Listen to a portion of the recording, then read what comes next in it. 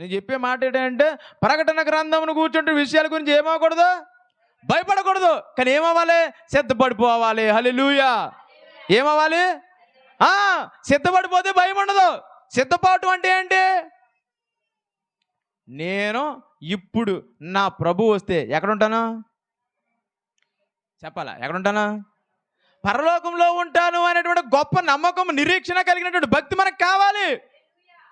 ఈ కడవరి కాలంలో ఏమండి, ఈ భయంకరమైన దినముల్లో ఏమండి, ప్రభు వారు ఆ రోజే చెప్పారు. 2024 సంవత్సరాల క్రితం ఆయన ప్రకటిస్తున్నప్పుడే చెప్పారు. ఏమనంటే ప్రభువు రాజ్యము సమీపించి ఉన్నది, కాబట్టి మీరు ఏం చేయాలి? మారు మనసు పొంది బాప్తిస్మం పొందమని చెప్పి ఆ రోజు ప్రభువు వారు ప్రకటించారు. ఆ తర్వాత యోహాను గారు ప్రకటించారు. ఆ తర్వాత అనేక మంది ప్రకటించేవారు. ఇప్పుడు సేవకులైనటువంటి వారు కూడా ప్రకటిస్తూనే ఉన్నారు. కానీ మనం ఏం చేస్తున్నాం? మారు మనసు పొంది సిద్ధపడలేకపోతున్నాం.